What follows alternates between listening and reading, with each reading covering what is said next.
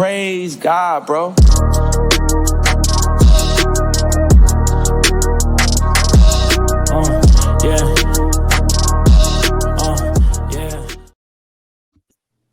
Yeah. Yo, what's up, guys? Welcome back to another episode of the Core 5 podcast.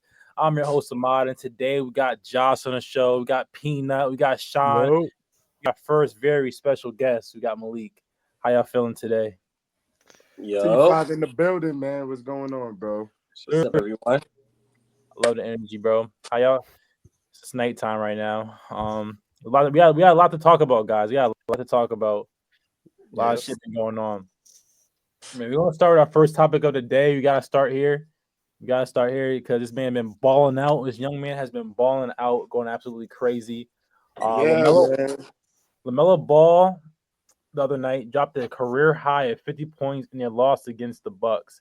How do you feel about LaMelo Ball dropping 50 points in his overall performance so far this season? Who want to go first? Man. Look, man, I'm gonna go. Oh, go ahead, Sean. I'm saying that man has the ultimate green light, and he's been showcasing that he's been very good when showing his abilities. The man is deadly. Like, I know it might not be the most efficient, but he's going to get his buckets. He passes the eye test. He can pass really well, and in my opinion, he's an all-star starter. Could we make the argument that he's the best point guard in the NBA right now? No. I think you could. I think you could make the case for him, bro. You know what? Peanut's not wrong, Sean. You can't jump the gun because look, though, LaMelo doesn't have the pieces around him. You feel me? To showcase, him being the best point guard in the NBA. You feel me? If he had better pieces around him in Charlotte, we would be saying that LaMelo was top 5 point guard, if not number 1 point guard in the league right now. He can do it all. Like you said, he could pass. He could score the ball. Bro, he's playing AAU basketball in the NBA, bro. He's playing AAU basketball in the NBA. Like, you see, I just looked at a clip tonight, where he had somebody in the ISO, and I don't know what he did, bro, but he did some double step back, double step back into a 3, bro. I mean, it's like he's playing with his defenders, bro. You can't really guard LaMelo. You feel me? Bro, LaMelo, the dude's playing in his backyard. He doing the same moves I seen him do in Chino Hill. Like he's the first dude I've never seen. Usually when you get to the NBA, they make you change the play style a little bit. You know what I'm saying? But bro, Josh, I know exactly what play you're talking about. He put it forward, snatch it back with the other hand, real fast, and put up. Bro, they don't do that. I don't know. He's crazy, but I feel like he has the pieces, but he still needs to his team itself needs to be more efficient. More. I agree. You want to call him, if you want to compete for that top spot though. What you thinking? Yeah, I got no hate against LaMelo. I just think I got Shai Gilgeous-Alexander as the top point guard, but LaMelo Ball. Give his team a couple more years, and Charlotte will be a quality team. I'm gonna be honest. The main reason in my opinion, Charlotte has any relevance this season is because of LaMelo and Brandon Miller. Yeah. They're doing better than I bet a lot of people would have expected them to do. Yeah, I know I was one of them. I honestly, because I didn't think LaMelo would be this healthy, but I'm praying that the man stays healthy. I would love to see LaMelo in the playoffs. Yeah, another thing I'll say as regarding LaMelo is he could be very inefficient at times, but he could be efficient as well. I mean, I'm looking. Yep. It could be both. And he needs to stop turning over the ball, but he has the ball in his hands throughout majority of the game where, I mean, those turnovers are going to come. You feel me? So as far as him, holding the ball, holding the rock so much, I mean, he's going to have these 40-point, 50-point games. The man, he's literally averaging 30 points, which is third in the NBA. Passing, he has 7 assists. He's averaging 7 assists. That's 12th in the NBA. So I mean, the dude is nice, man. I just wish he had a better. I wish he had a better team around him, so that could propel him. You think if Shea and LaMelo switch teams, you think LaMelo would do good on that OKC team? Just putting that out there. No. Well, I think the team is built around Shea's strengths better, personally, but it will not be a big gap as people expected, because I could see LaMelo shining that team, but I just think that because a lot of people that Oklahoma team could easily hide LaMelo's defensive liabilities, but I think Shea's just more efficient and knows when to pick his spots around the mid range, but it's not that big of a gap. Like, it's easily like a 3-2 win difference. Honestly, it's not that big. Yeah. Anybody else? Yeah, no, honestly, I think like when it comes to Shea compared to like LaMelo, their play styles are just like a little bit like their pace of the game, I would say, like, is a little bit different. You know what I'm saying? The way they treat the ball, like, when they take it down, LaMelo compared to Shai. But I will say that the team is like the OKC's built around Shai better. Like, the pieces is like selected for him, you know what I'm saying, for him to like get his shot off, or if he needs to get that pass. But right now, for what it looks like, if you put LaMelo in that, I think it would be a little bit harder for him to mesh with that team, because his play style on the Hornets is more like erratic. For real. He's a good passer, but he has to score. So I don't know, but yeah. And plus, I think Shea's more controlled when selecting his spots. Yeah, LaMelo is just launch it, and while he's good, I think Shea's just a little bit more controlled in selecting his spots. That's all I'm saying. I mean, he's only, like I said, he's shooting 43% from the field. That's not that good, if we're being honest. LaMelo? Yeah, for this season, 43%. I'm looking at it right now. Oh, that's a lot of players is going through. That's not bad, bro. That's not bad. For someone. Yeah, but Shea is in the 50s. The thing is that Oklahoma does a lot more weapons to like J-Dub, and meanwhile like the Charlotte Hornets. Yeah. Like, he's one of those players like Tyrese Maxey. Like, they don't have shit. He's allowed to shoot as many shots because he's single-handedly carrying them to wins.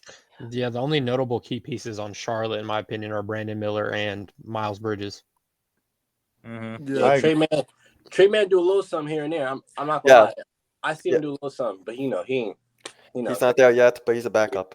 Yeah. Let me ask y'all a question. What was that game? Didn't LaMelo got benched, right? Correct me if I'm wrong. Yeah. The other night, right?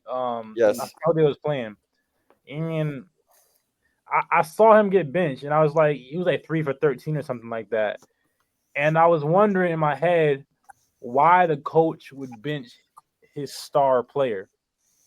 In my opinion, I feel like you should never ever bench your star player. No, bro. Ever. No one's bigger than bro. No one's bigger than the team. No one's bigger than the team, bro. Like, we all a part of this team. We all equal level. You know what I'm saying? If you think from 13, you gotta sit down, bro. Rethink that. You know what I'm saying? No. Listen, bro. If this is your team, bro, you're the star player of the team, the coach should never bench him, because it's gonna fuck up his confidence, especially when LaMelo's having the season that he's having. LaMelo has been averaging 30 points. And you're gonna bench him in the fourth quarter. I don't care how bad he's shooting. You don't bench your star player. And I scored 50 points. That's why you don't bench your star player. I think it's a dumb move. Because he's been hooping this season, and I don't want to see the coach do any more of that nonsense, bro. You don't bench LaMelo, bro. I think it's safe to say LaMelo Ball is a Michael Jackson of the balls. You know what I'm saying? He's definitely the Michael Jackson. He's the Michael Jackson of the ball family right now, bro, and he's hooping. That's W, assessment. Only thing that pisses me off about this whole scenario and LaMelo hooping out, balling out, is the fact that the Golden State Warriors, my team, we could have had LaMelo fucking Ball, man. We would have had like 4 chips by now. Let's be real. If we got LaMelo Ball, we would have had 4 chips by now. Curry would have been the greatest of all time. Yeah, but how would he have developed on that team? Yeah, Curry and play together. Do you think Curry and LaMelo play together? At that time, they didn't need LaMelo. They needed a big man, and Wiseman, as we can see, is a bust. No, bro. We never need a big man. You know why? Pause. You know why we didn't need him? We could have had LaMelo because to me, LaMelo reminds me of a Jordan Poole. And we could have developed Jordan Poole as long as, like, besides what Draymond did, we could have developed. Draymond knocking niggas out. Yeah. Draymond violated, bro. And that's why I didn't think LaMelo would work out, because someone of LaMelo's character, having someone like Draymond Green in your locker room is going. Bro, that was a fluke. That was a fluke, bro. Like, that would never even matter if the person who recorded it didn't release it. I think LaMelo would have thrived on the Golden State Warriors, and he would have been a champion right now. So I'm happy for LaMelo Ball. He's definitely established himself as the Michael Jackson of the Ball family, and I just want to see him stay healthy for the rest of the season. Preach. Yeah. I got one more thing to say about LaMelo, man. Mm-hmm. Got one more thing. I'm looking at the Hornets games, and they could have won a couple of these games. Like the game he had 50 against the Bucks. Still lost. It's crazy. They only lost by like 6. They lost to the Nets by 1. You know, they lost to Philly in overtime. I will say they gave Miami a hard time because I was watching that game, obviously. But Pete, the whole thing about this is, like, in my opinion, and examples, like, you know, whenever I see it, whenever a point guard is like always dropping the most points on the team, you got to think about, like, all right, like, that's cool, but like that's not efficient, because like the whole job is to, like, your whole, you know what I'm saying, that the team should be eating as well. You know what I'm saying? Like, it's cool that you're eating, but like it should be the whole team efficiently scoring. Because in my opinion, I think if they was as a team more efficiently scoring and just more efficiently playing, they would win some of these games. Like, especially that game that Josh was saying that Melo had the 50 ball. Like, it's cool, but like what could have been if the whole team was doing something like that. But obviously, you know, I understand what you're saying. Yeah. To your point, we mentioned something in an earlier episode, or I did, about how teams that are like well balanced, that don't have like a clear cut superstar, are performing better than the teams that have the superstars, because everybody plays a role, everybody contributes, everybody does what they have to win. May I say something? But on go ahead, Sean.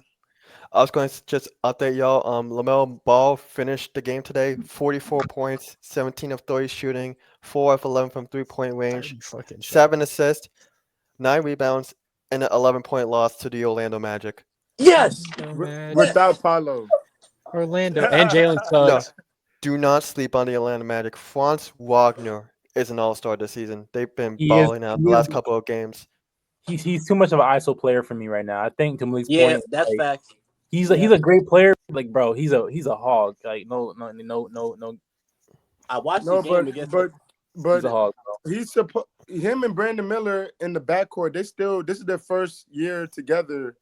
Healthy, for real. You know, because LaMelo's healthy this season. That's another thing that plays a part that we've been preaching in these episodes is health, bro. Yeah. When these players are healthy, like LaMelo is this year, bro, he can do these things. You know what I'm saying? When they're not healthy and not on the court playing, bro, we're not going to see these type of performances from him. They're going to get Mark Williams back this week probably too. And Mark Williams is a dog, bro. They need that center, man. They'll give him defense. Who's the center right now? It would be Nick Richards, but he's hurt. So, I know he's been hurt. So I couldn't tell you off the top of my head. Is it that rookie they drafted? Saloon? I think he's a forward, but no any small ball is. They might have him a center. Fuck it. They have the no, that's the Magic. Hold on. They have Taj Gibson. I forgot about him. Yeah. What? Taj is definitely still in the league. Bro, that's crazy, bro. How is he still in the league? I don't fucking know. His heyday he should have been out of the league months ago. Quit hating on my boy. Quit hating on Taj. And we got niggas like Yuki in the G League, bro. Come on, take Taj's spot. We got Elfrid Payton coming in off the bench from not playing basketball for 3 years, dropping how many assists, Sean? 21, 23? 21. Oh my God. He dropped 21 assists? Yeah. 21 assists and a 4-point loss to the Pacers. Who's Alfred? Who's that nigga? I don't know. Alfred Payton. He used to play for the Knicks. He got drafted by Orlando. He got that long, crazy hair. Yeah, weekend hair. Like the front. Yeah. Like the big I don't know. Oh, yeah. Okay, I got you. Casual. That's why people think you're casual. Bro. Bro. What impact did he make? How many points did he average? What teams was he on? Magic. I told you, bro. Orlando, the Knicks. Exactly. Trash teams. Pelicans.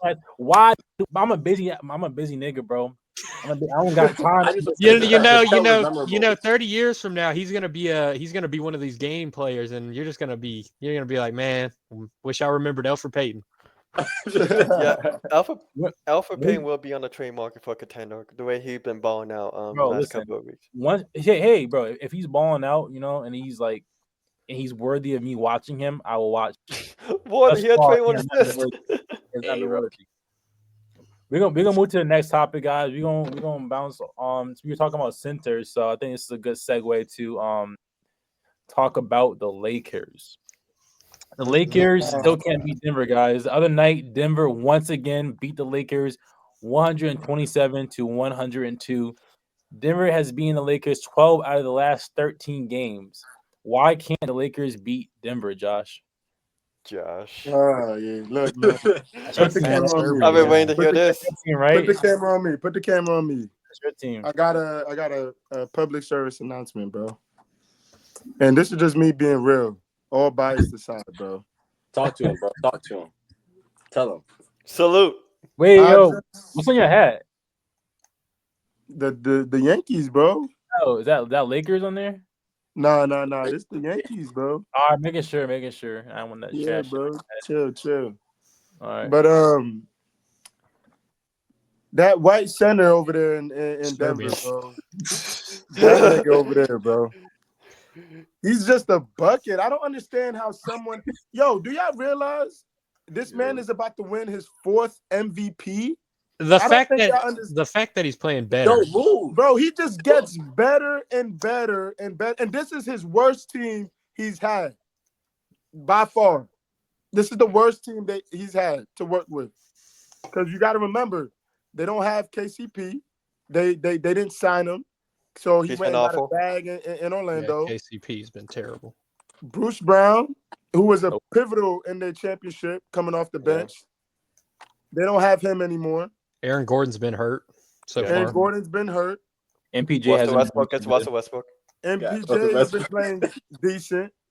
And you know what? Westbrook, we got to stop that. Westbrook playing very, very well with the Nuggets. No, he has. But when he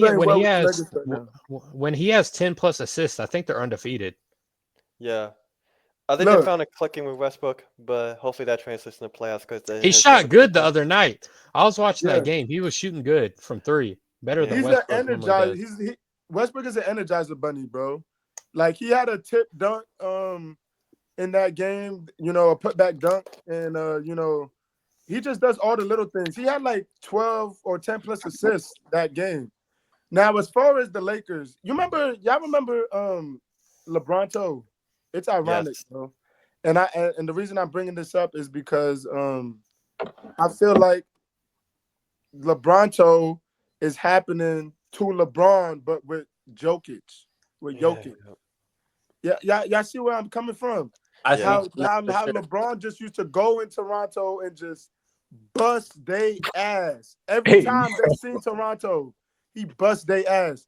Every time Jokic sees the Lakers, bro. Yeah. Oh my God, bro. He triple-double, bro. I mean, I don't get it, bro. They all play good. The whole Nuggets organization, when it's time to play the Lakers, bro. They ready. MPJ had his best game of the season. Now you want to play the Lakers and have your best game of the season on Saturday, bro? Are you kidding me? Are you kidding me? Jamal Murray, like last year in the playoffs. Oh my God, he fucked up AD. He fucked up AD on like the exact same shot. Yo, let me tell y'all, bro. I need to get some shit off my chest, bro. Because listen to this. Malik, you know. You could back me up on this. I was there. Yo, that series was way closer than what people made it seem, bro. We lost to 2 buzzer beaters, bro. We could have easily been up 3-1. Look at it, Bro, easily set up 3-1, bro. in that series. But like on Saturday, bro. The Nuggets find a way in the second half to pull away, bro. They went on a 50-12 run. How do they do that? How do they do that, man? They lost 50-12 run, bro. I don't lost. understand, bro. When the Nuggets play the Lakers, bro, they just go on demon time. Everybody eats. I don't get it, bro. I don't get it. I want it to be known they're getting blown out tonight, 140-115. Ooh. The Nuggets? Don't put that. Wait. Wait. Wait. The Knicks are winning? Yeah, it's 140-114. Oh my. Oh god. My parlay, you know. Yeah, we got a parlay, man. But yeah, man. I mean, bro. Jokic, my fault. Jokic and Murray, bro. I hate those guys. Like, I think I hate them the most, honestly. Because if you think, bro, Jokic, like, I don't know him personally. Like, he's not even. If you watch him play, like, it don't look like he's trying. It don't look like he's trying, bro. Like, I saw a play where, bro, it was like 4 seconds left in the quarter. He inbounds the ball. He's like, bro, he's in like full court. Inbound the ball. He slaps the ball, bro. He slaps the ball, and it almost goes in the basket. I saw that. Bro. How you do that? Like, what? And then Jamal Murray, like, he always just like do stuff. He always balls out in the games where I at least expecting the ball out. Like, don't get me wrong, he's a bucket, but like the games where I think, all right, you know what I'm saying, the Lakers gonna pull through, he come out of nowhere and just step back three, green. You know what I'm saying? Like, I don't know, bro. So I really hope the Lakers, like, I think the problem is the Lakers just don't have like the pieces in the stretch that's gonna like really like do something. You know what I'm saying? Like, that's gonna like make up for, like, you know, for what AD and LeBron don't do. You know, I think when it comes down to it, the Nuggets, they all eating. It's barbecue chicken for all of them. You know what I'm saying? But I don't think it's the same way for the Lakers when it comes to like that those close, you know, game stretch quarters. And you know what? Anthony Davis played us. 13 points. He fucking played us. I'm vouching for this dude to be the MVP of the league. He played us. He had 14 points. Minus 26. Minus 26 AD. Bro, you don't know how frustrated I was watching this game. I watched the whole game on Saturday, bro. I was so frustrated with Anthony Davis's play, bro. I was frustrated with LeBron's play. I was frustrated with this fucking team because why do they beat us over and over and over and over and over again, bro? And another crazy stat, bro. Another crazy stat, bro, that I remember from last year. The whole series against the Nuggets last year, we were leading the whole series. The whole fucking series we were leading, bro. And they still found a way to win that series, bro. I don't get what it is. Like I said, this is reminiscent of LeBron whooping Toronto's ass over and over again. Now this shit coming back to LeBron with Jokic, bro. It's crazy, bro. Every time they see the Nuggets and Jokic. In my opinion, though. What the Rock say, Peanut? What the Rock say to Peanut? What was his motto in like 2012, 2013 with John Cena?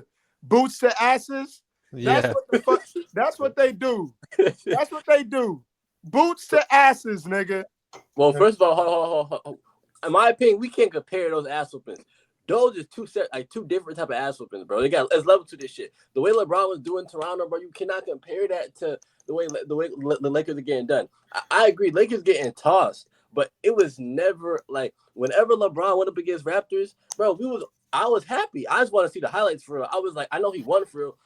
Let me just see, like, you know what I'm saying, the good moments, bro. Like, I don't know. I feel like the Raptors just really stood no chance against LeBron, like way more than like the Lakers are doing against the Nuggets. But guaranteed, like, you know what I'm saying, like Lakers are getting cooked. I mean, tossed around like a salad, but you know. I think what you think, Sean? What you think, bro? I mean, it's kind of crazy. Like, normally we get like a team that can't compete against another team because of the matchups. And here's one example to prove my point. Y'all remember Duck's MVP season? Yeah. 2011. They could not beat the 2007 Golden State Warriors in the regular season, and they didn't do it and the Warriors whipped their ass.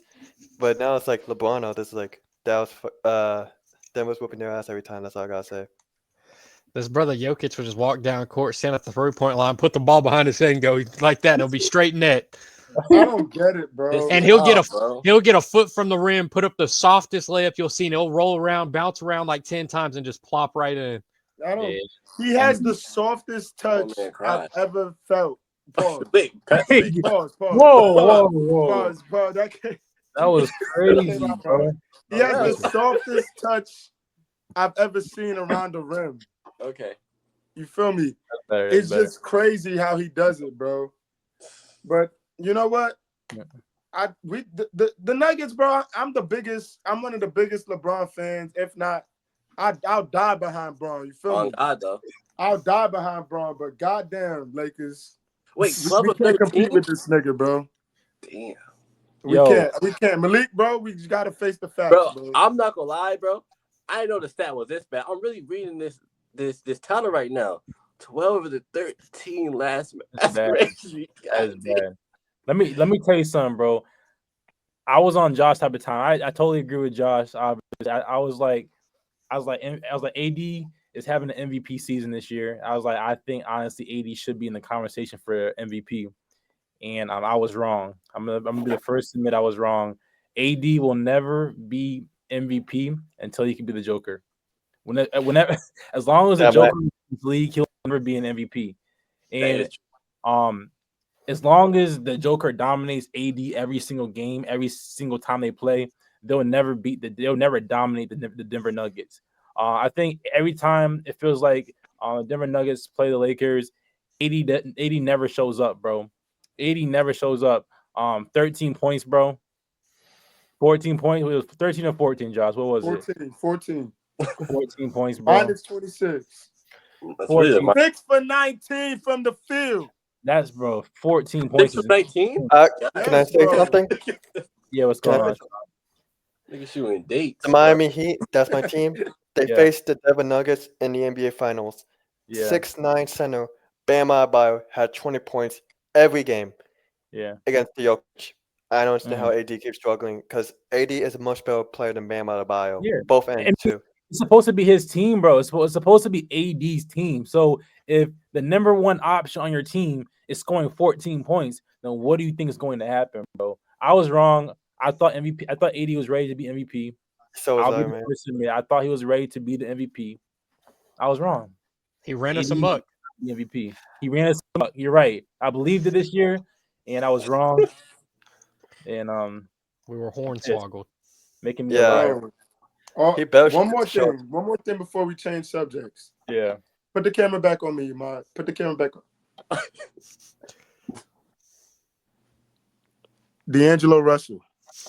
Oh my God. Learn Chinese, brother. D'Angelo Russell. Listen to me. Yeah, your Instagram is at DLoading. Pause. Crazy Instagram name to start off with. Pause. Big pause. How long you gonna be fucking loading for, bro? God damn, nigga. Make a jump shot. Make a jump shot. Bro, have you seen, bro? D'Angelo Russell has like 3 different jump shots, bro. Have y'all seen this nigga shoot the ball, bro? Watch his legs, bro. Watch his legs. He has like 3 different jump shots. Hey, Josh. His shot selections are terrible. They're terrible, bro. Oh my God, bro. And I used to be behind this nigga. Pause. And I used to tell niggas, I used to tell niggas like, yo, we need to keep D'Lo on the team. We need to keep D'Lo on the team. But no, fuck it, bro. This nigga only plays good when he's about to get traded. Yeah. Okay. Is he gonna get traded? No, man. Is he gonna get traded? Is JJ tired of him? No, not JJ. LeBron is. Yeah. Can I say something? He takes too many contested shots.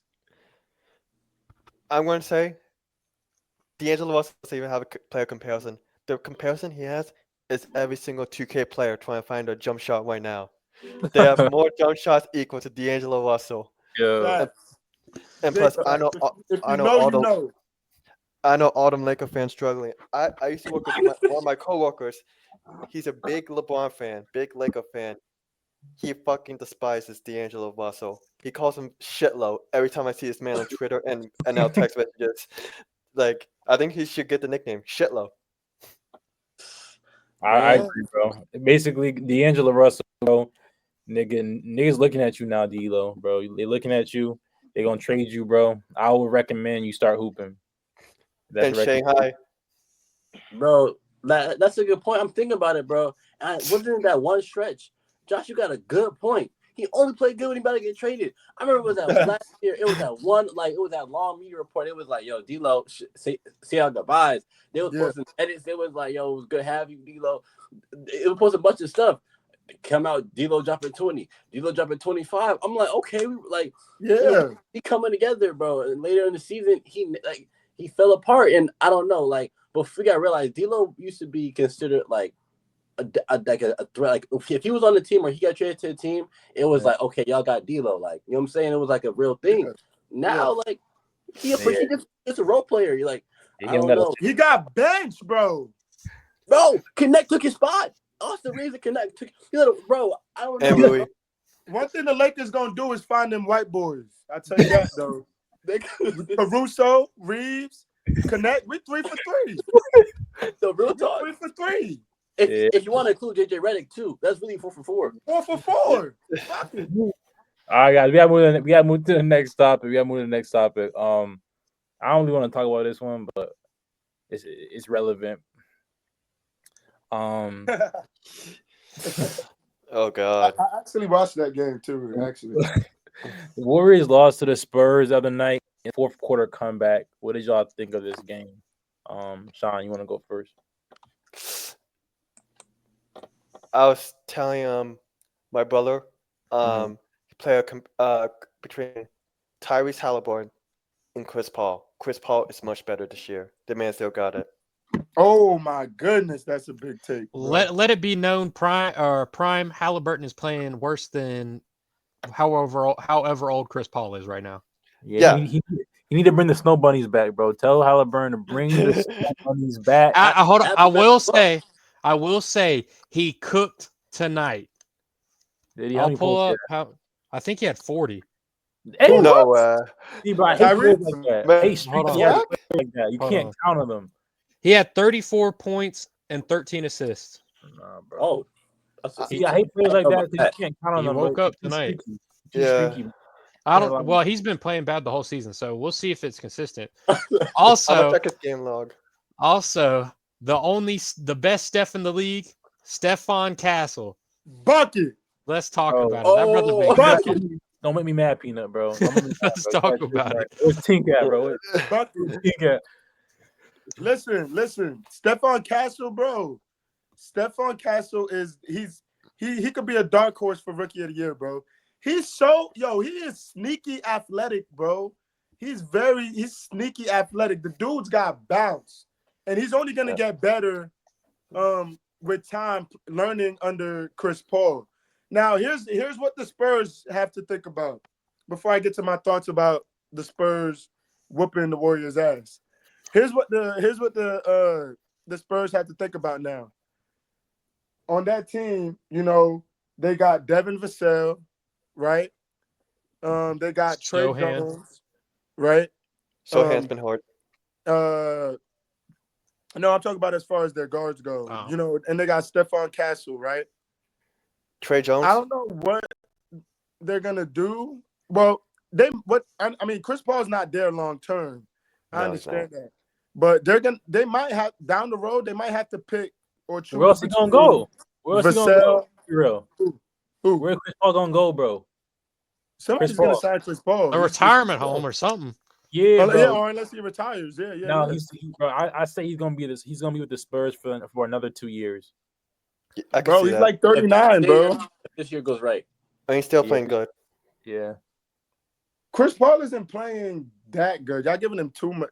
He's doing what he's supposed to do. Yeah. Chris That's Paul's good doing for what my he's standards. supposed to do as a veteran.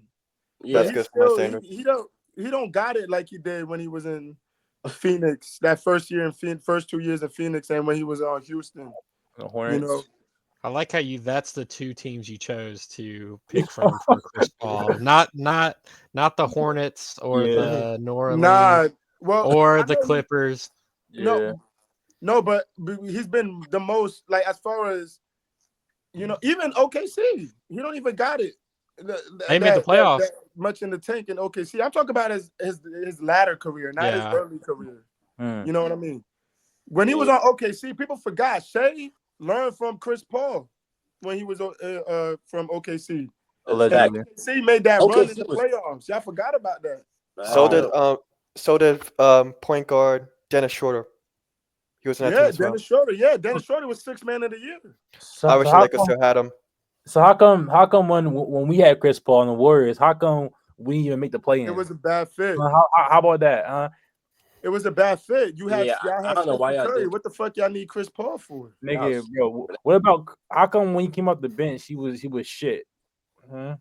What about some players, bro? Like bad fit, bro. Yeah, don't work. And y'all didn't really like Chris Paul for the Warriors organization. Yeah, Jeremiah. Yeah, he was a bad fit. Like, that's true. The minute they traded him, I don't know. Like it didn't seem right. I don't know why. It just didn't make sense to me. I didn't see why. Does he even get a video? Does he get a video when he comes back? When he came back? Hell nah. No. You for real? But I did want to say something regarding the game.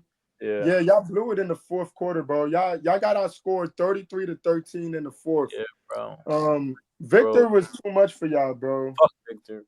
Victor was too much for y'all. He didn't even play that well. It was really Stephon Castle. Stephon Castle was dogging y'all out. No, bro. Let me tell you something, bro. 15. You're giving him way too much credit. You're giving this rookie way too much credit, bro. Like if you watch the game, bro, he played very, very well, bro. Bro, he did what? He shot what? 2 for 7. Yeah, 2 for 7 from 3. That's terrible. That's fucking 7 for terrible, 15 from the field. He's not a 3-point shooter. Terrible, bro.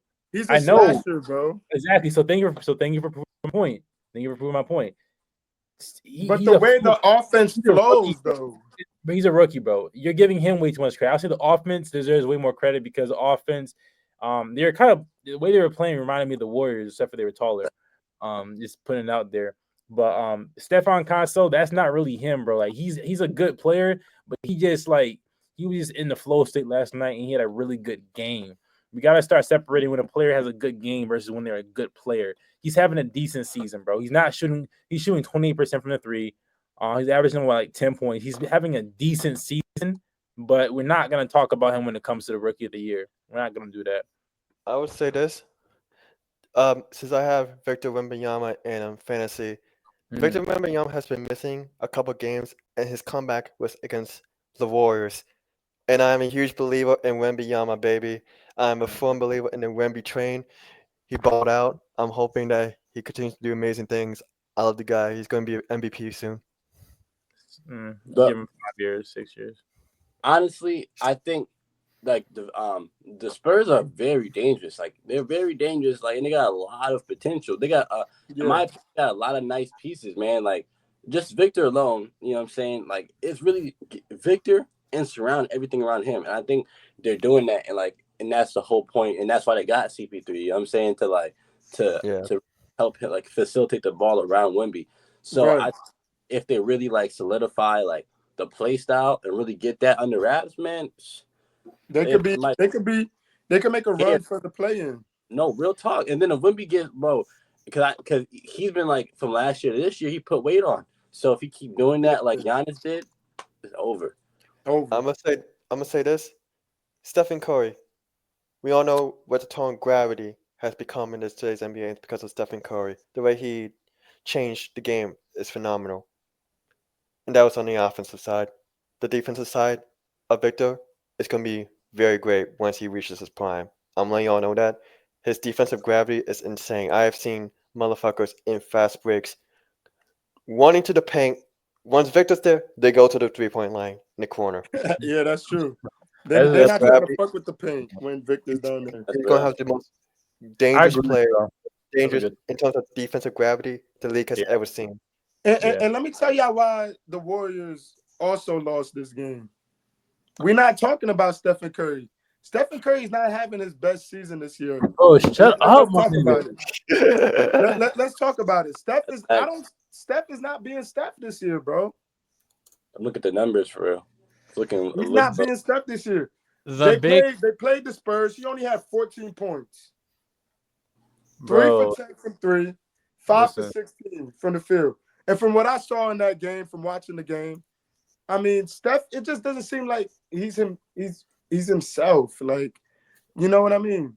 Well, I mean, it could be, him just missing shots, but that he usually takes. But I don't know, bro. He's not in the rhythm to me. Is age finally coming into play?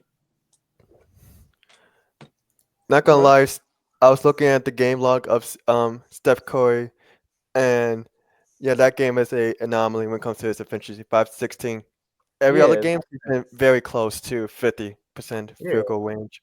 That one's just a off game. To Josh's point, he hasn't really had to play like MVP Steph Curry. Even with him not playing to his peak performance, they're still the number 1 team in the West. Exactly. There you go, Peanut. Who cares? Hey, Peanut switched on me, bro. Bro, I'm just putting it out there. We can't rag on the guy if his team is the best in the Western Conference. Yeah, but when a game's like this, games that you're supposed to win, to your point, P, this is a game that the Warriors are supposed to win. You know what I mean? Your best player can't be scoring 14 points at the end. Yo, Josh, bro, listen. Curry is an anomaly. Like what Tink always says, Warriors have strength in numbers, bro. We have strength in numbers. So, like, Curry doesn't need to have average 30 points a game because guess what? LaMelo's averaging 30 points and they're not winning. They're not number 1. Curry don't need to average 30 points a game for his team to win. Last night was an anomaly. It was a fluke. It's not consistent to what he normally does. Every superstar is going to have a bad game. And you acting like the Spurs is a trash team. The Spurs have I didn't say there was a trash. They're mid. And they were shooting. You're supposed to shooting at a higher clip. They were shooting at a higher clip than they normally do. They were shooting. Y'all supposed to beat the Spurs. Y'all are supposed to beat the Spurs. It came back because they were hitting shots that they don't normally hit. Like that's not something you can count on, bro. It's a regular season game. It's a long season. I understand that. Basketball is a game of runs. I understand that. But at the end of the day, bro, your best player against the San Antonio Spurs, who are middle of the West, right? Middle to bottom of the West. This is a game y'all are supposed to win, bro. Your best player shouldn't be scoring 14 points at the end of the day.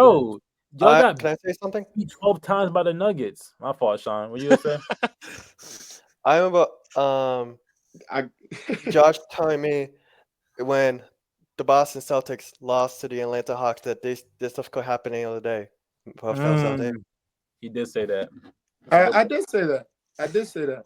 All right, basketball is a game of runs. So, but at the end of the day, still, that's the game you're supposed to win.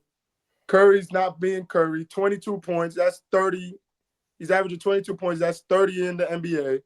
He's 30 in the NBA. He's averaging more steals, though. He's averaging more steals, though. So he's contributing more on defense. He's not playing as many minutes. We're not going to sit here and you're not going to sit here on this podcast and tell me Curry is a defensive player, bro. That's what we're not going to do, Malik. That's what we're not going to do, Malik. Yeah, I'm just saying. All I'm saying is averaging almost 2 steals. I think is he averaging more rebounds this season? I think he's averaging more rebounds, and he's playing less minutes. So and he's getting older, bro. LeBron. What is LeBron averaging? LeBron's averaging more than Curry. Don't be LeBron, bro. Yeah, but it's less than his career averages, ain't it? Exactly. Bro, what are you talking about here? You acting like he's having a bad. You just said it. But he's still playing at an elite level. Warriors are number 1. How about that? But Curry did. I'm going to say this: that stats when it comes to steals and blocks don't mean you're a really good defender. I remember, since I'm a Heat fan, Eric Spoelstra told Hassan Whiteside that just because you're leading the league in blocks doesn't mean you're playing good defense. He has gone bench for a young Bam Adebayo when Whiteside was still the franchise because he was not doing well on defense. The man was just standing there. Sure, he got the blocks to show that he's a good defense player, but was he really? No. Sean, you're right. You're Good right. point, You're Sean. extremely Great right. point, Sean. You're extremely right, Sean. But if you watch the games, you would know that Curry's playing better defense.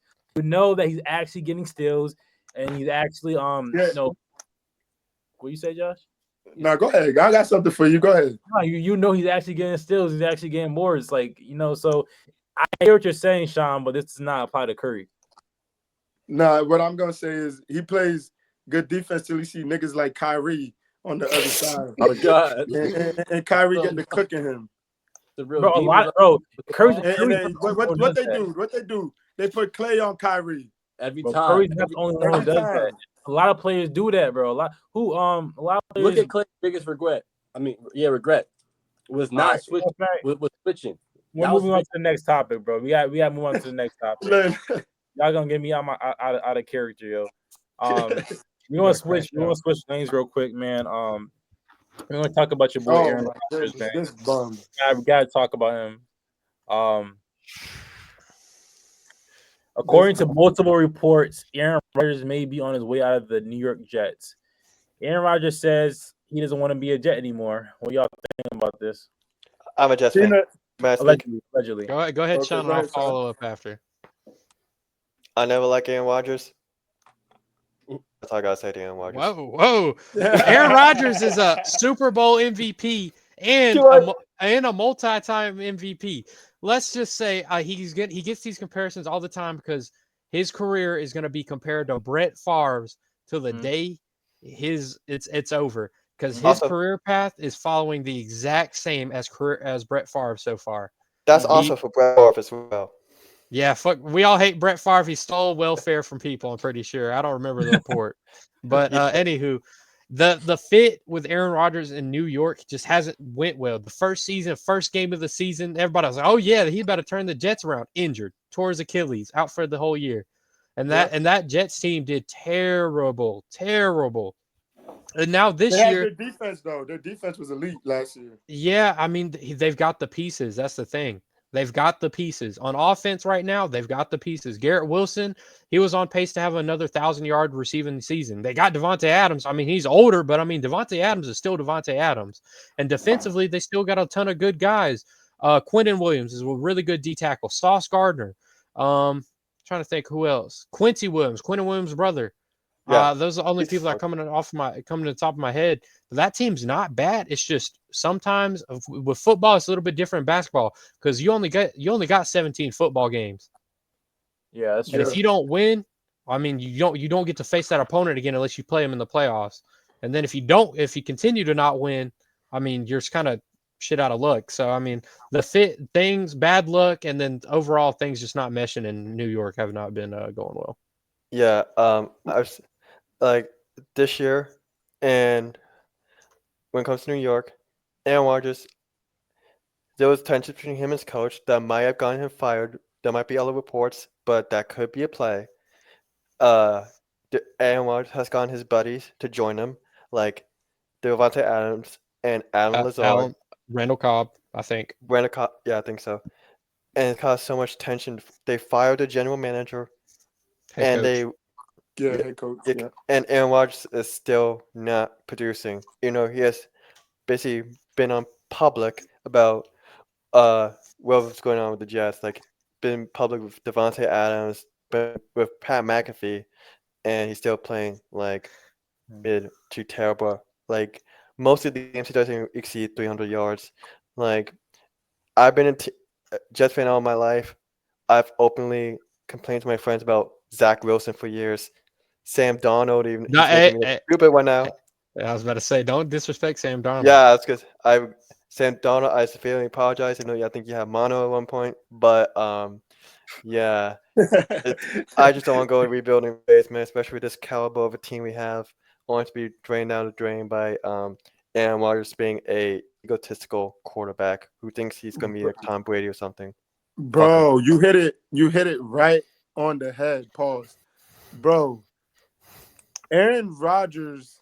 I don't really like Aaron Rodgers because he's too much. He has too much ego to him. He thinks everything has to revolve around him. You feel me? Also, he thinks he knows more than anyone else. Exactly. He does. He really does. I believe he did get the head coach fired. He went up to management and told him like, yo, he don't know what he talking about. You feel me? He need to get up out of here. You feel me? I 100% believe that because he's an egomaniac, bro. I mean, dude, he has to face the facts, bro. You're not in your heyday no more, bro. You feel me? As far as the quarterback that you used to be, you're not Tom Brady, okay? You know, so he will never be Brady. But as far as, this season, it's just been a shit show, bro. He's been playing terrible. He has a QBR of 51.4. I mean, 17 touchdowns, 7 interceptions. Bro, he's only got 2.4 K yards, 63.4 completion percentage, which isn't awful, but like I said, he's mid. It's just, I don't know, man. The Jets as an organization, bro, they just dropped the ball with this one, bro. I mean, yeah, and I was not that big on him coming here in the first place because of the fact that he's an egomaniac, and this season basically confirms that. Like, I never liked the guy, and that thank God I like Jordan Love because every single great quarterback from Green Bay has been a complete piece of shit. There was a game where he blamed him overthrowing a pass to one of his receivers, and he's on the he got traded. Oh yeah, the wire. He said he did the wrong route or something, right? Yeah. Mike Williams. Yeah, Mike Williams. Yeah. And you gonna throw your receiver under the bus like that? I don't know. Sometimes the receivers do fuck up. As a Falcons fan, sometimes they'll just give up in the middle of the routes if they think the ball's not coming to them. I've watched Kyle Pitts slow down, let off the gas in the middle of his route just because he didn't think the ball was coming to him and the ball was passed to him. But I will say that team has everything set up for them to win and be a contender. But I don't know what the record is, but I think they're like the bottom of the AFC North or the AFC East, whatever that division is.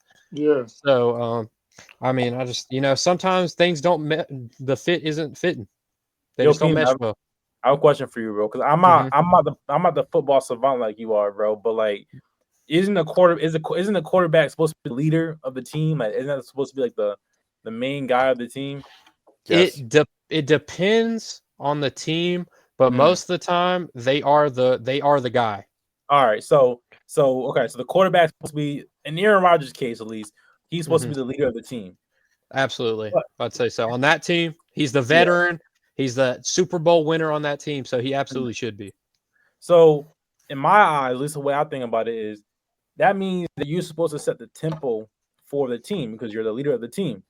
But it seems like they were doomed from the beginning, back from during the summertime when training camp was going on, and bro didn't want to show up this training camp because he had prior engagements. It seemed like they was doomed from the beginning when I heard that. When I heard that, I kind of lost all hope for the New York Jets. Me personally, because I just knew that they were gonna need some type of continuity going throughout the season. And another really huge pattern that I always say to people is, I don't see the accountability when it comes to Aaron Rodgers. Even if your wide receivers fuck up, bro, you are the leader, so you're supposed to take it. You're supposed to take it all in, bro, because you're the leader of that team. I equate it to basketball that year when the Celtics beat Magic and the Lakers, and Magic was like, "Yeah, it's my fault." You know why he did that? Because he's a real leader. A leader is always going to take accountability because they're going to get the glory for it when they win, and they're going to get the hate for it when they lose. So you got to take accountability. And Aaron Rodgers never does that. Another thing I want to know is, Aaron Rodgers, what is the dark place? He be taking his darkness retreats out here popping psychedelics, going out in the middle of the woods, sitting in a freaking chamber for like 24 hours. Yeah, tell me what the dark place is, and have you gone there yet? Because by the looks of it, he's been there for the past 12 seasons or 12 weeks. Yeah. It's bad, bro. It's bad.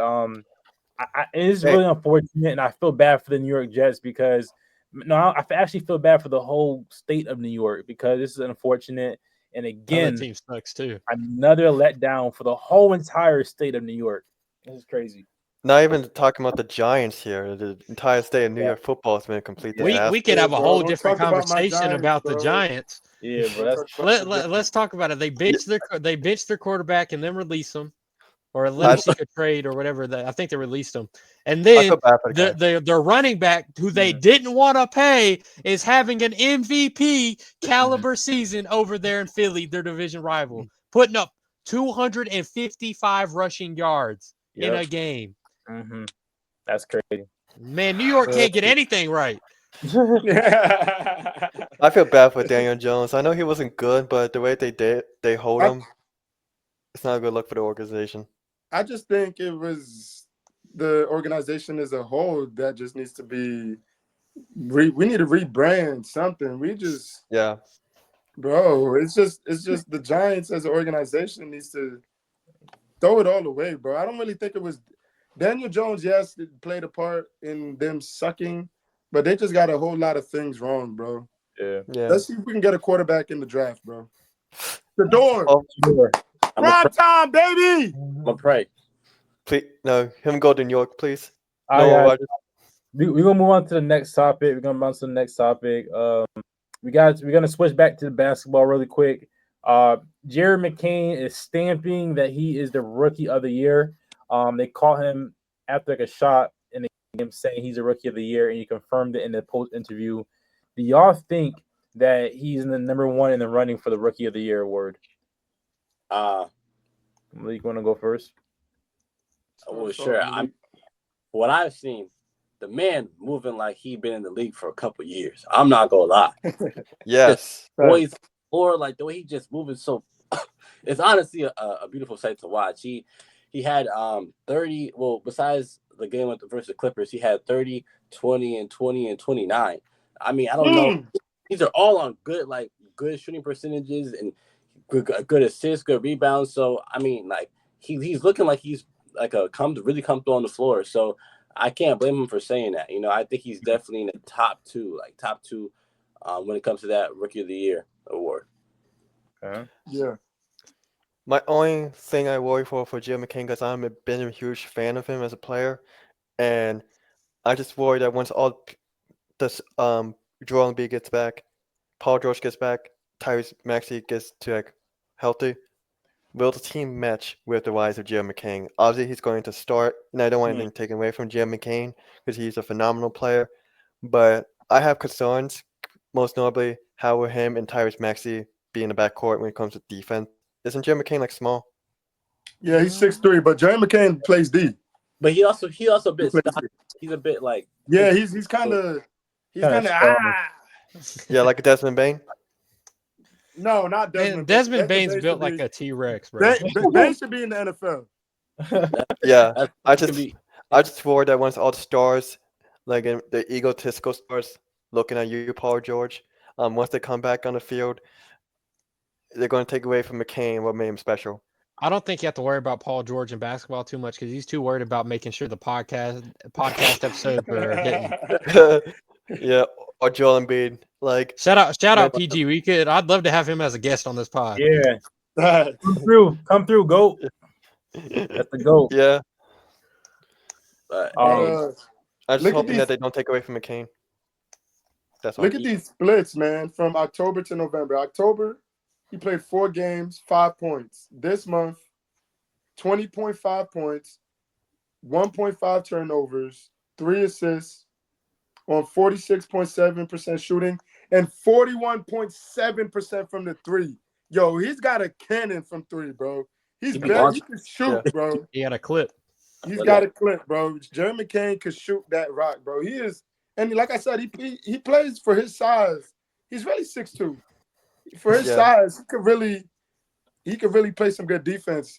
Now, to Sean's point, there's no way the organization, the 76ers organization, doesn't play Jared McCain at least 25 plus minutes a night. If not, start him. I would start McCain over Eric Gordon. Oh, absolutely. Put him in the backcourt with Maxey. Run Maxey, Gordon, Paul George, Caleb Martin, that's the Martin they got, or one of the Martins, and then and Embiid. Yeah, right. Or Kelly Oubre and Embiid, so they can have a little bit more size. Put Martin on the bench so the bench can have a little have some consistency. But Jerry McCain, man, he's tough, bro. Is he rookie of the year? I don't know. We gotta wait and see. You know, we got Dalton Connect over there in LA. I was about to say we got a lot of rookies just popping off. Zach Edey, Jalen Wells, doing pretty good. Bob Carrington.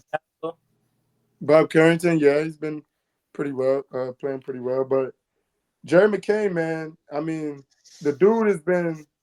This is what I don't wish injuries on nobody. Okay, nobody. I don't wish injuries on nobody, but he wouldn't have got this opportunity if Maxey didn't get hurt. You feel what I'm saying? Mm-hmm. So now he could show what he's capable of. Because I doubt like I said, in October, beginning of November, he was barely getting any minutes. But now the organization, the coach could see, you know, Jerry McCain's a dog. And if you watched him in Duke, you would already know that. I saw him play in Duke. Yeah. At Duke a couple times, so yeah, a lot of dudes get torn off by the nail polish and the TikToks. 3 days into college. Yeah, like I don't like I've been waiting for McCain ever since people have been egging on McCain for those TikToks. Like the dude can ball, and Malik said this: the dude moves like a veteran. Like what I have seen is stuff that I've expected out of a player with at least 10 years of NBA experience, not someone coming out of Duke University. My thing is, I'm just worried that McCain, he's going to get the minutes, but will the touches be there when everyone gets healthy? Yo, Sean, it's crazy that you said that because I was going literally to the exact same thing. That was a great take. I completely agree. I was thinking that Jerry McCain, he's definitely looking consistent. The thing that I like the most about him is that he seems to be consistently doing it, you know, when he has, you know, the minutes night after night on these last few games, and the consistency is a big thing for me at least. But yeah. I was thinking to what your point was, you know, once Joel Embiid comes back, you know, we have a healthy Paul George and everyone's healthy, you know. I don't know if the Philadelphia 76ers, if that kind of cast can handle Jerry McCain. It kind of reminds me of I think it's too much touches. You know, Paul George needs the ball too much. Joel Embiid needs the ball too much. And specifically Joel Embiid, I don't know if his ego can handle someone like Jerry McCain, like, you know, stepping up doing his thing. Because if you look at Joel Embiid, just the eye test, he seemed like the player that they have to win by on his terms. You know what I'm saying? He's not the type of player or where they're just going to win by any means necessary. They have to win by Joel Embiid's terms. And the whole entire system is based off of Joel Embiid. So if Jerry McCain comes in here and starts doing what he's doing, you know, hitting 30-point, 40-point games, then after the game making the TikTok, I don't know how much Joel Embiid's going to really like that, especially if he's injured on the bench. He's not the type of player who's just like egoless. You know what I'm saying? He has a lot of ego, and I don't think it's going to mesh well. And not, you know, even talking about Paul George. You already know how Paul George gets down. But I will say, like, to your point about that, there's two things. Like, Joel Embiid, because of his, like, you know, how injury prone he is, you know, like, I think this has been, like, you know, how many minutes he plays has been a big thing about this season. People would talk about it, like, you know, like, oh, you barely play, stuff like that. Yeah. But I do think if they had like a team that was gonna ball out with him or without him, you know what I'm saying? Like, it would do it, like, it would take the pressure off him a lot more. You know, having someone like Jerry McCain and, you know, Tyrese Maxey, like Paul George, those three who can like take the game out of Joel Embiid's hands if need be, you know, and take over out of him. But with that being said, I think with players like Paul George, I think like his play style with just his play style, Joel Embiid and like Jerry McCain, I think like if you try to match that, it's like Paul George definitely needs the ball too much. Like he's more of like, you know, size up dribble. Yeah. And, you know, Joel Embiid, you know, we already said that about him, so it'll be a little tricky for sure. It's a lot. It's a lot going on, and it feels like the Warriors, like I think they can make it work because I think like when KD went to the Warriors, I think they all had that conversation. They knew the chain of command, and the star player, which is Steph Curry, he was willing to sacrifice and make those sacrifices to win the chip. Joel Embiid is not that guy. Joel Embiid will not make those sacrifices like Curry did to win a chip. In my opinion, he's too much ego there. Sean, Peanut, did you have anything to say about this or? Nah, he's just been hooping. Being honest, coming out of college, I mean, I don't really root for a team in college basketball. I'd probably say like Carolina, UNC, just because my favorite player went there. But I mean, I wasn't really too big on him. I didn't mind the TikToks. I thought it was more funny than anything. Yeah. But now that he's making TikToks and he's backing it up, hell yeah. Because them boys go from, if he wasn't, I swear to God, I know you would have been the first one too. I'm out of camera. I'm talking about some. Yeah, you see your boy, right? Nah, I swear to God. But now that he actually like backing up the game that he talking, like it's really beautiful to see. You know what I'm saying? Like seeing that contrast, because he's doing something that other NBA players like we've really never seen done before. If you really think about it, like I don't know. Nah, for us. That's good to see Jared McCain doing his thing. In terms of if he's going to be the rookie of the year, I definitely think if you can continue the consistency that he's showing right now, he's definitely got. I'd say he's either he's top 2 for sure, top 2 in my book. We're gonna move to the next topic. Where is that? This one. Oh, technical difficulties, guys. The banner's not showing up. Oh, there you go. Yeah, so Fred VanVleet, man. Fred VanVleet is out here shoving referees. He shoved the referee Ben Taylor in the loss the other night after he was ejected from the game with his second technical foul. Fred VanVleet said he's tired of these refs, specifically Ben Taylor. What do y'all think about that? I think we need to hold these refs more accountable because the other night, who's the head coach for the Kings? Mike Brown? Yeah, Mike Brown. Yeah, Mike Brown. He was giving a ref hell. He got himself a tech. I'm gonna be honest. I think the refs have too much protection because they will blow a call and be like after the game, be like, oh, yep, that's our fault, guys. I mean, that was on us, brother. That ain't fixing the game. That ain't reversing the terrible call. There has been a couple calls this season on Tatum's 3 that was a game winner. I think wasn't his he traveled or his foot. Julius was on the Randle's game winner as well.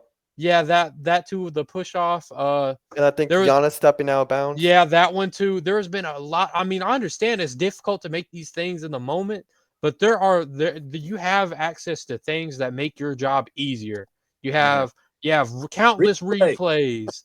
You have coach challenges. It's like multiple eyes on the court. They got 3 refs. And they tell you not to like take the players accountable, but I mean, like, bro, if you think you saw something and then a player's telling you what they saw, it might have happened. Yeah. But I mean, it's a tough job, but I think they need to be held more accountable for what they do. Facts. Yeah. That's a good point. It's a good take. That's a great take. That's facts. You hit on the nose, honestly. I mean, obviously you can never lose your control in situations like that because you just know, like, it's a tight game, like, what's at stake. But I will say, man, like, there's so many situations where it's just like, okay, so what's the incentive? What's the ref's incentive to like be more conscientious? You know what I'm saying, to make that right play. What is the consequences? Like, are there any consequences? Or you know what I'm saying, like, are there any at all? Because if there's not, then like they really have a lot of freedom to just do whatever. Like, I've seen a lot of texts. I've seen a lot of refs give texts that are really not warranted at all. I was to piggyback off that point.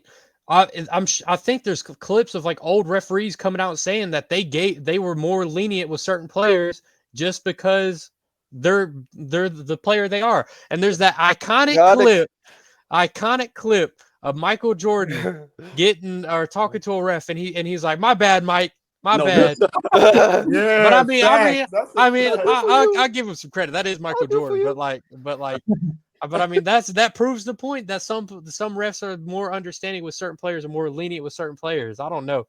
Having a person, it's human nature to be judgmental and be biased, and it's really hard to go out and do something without making any judgments.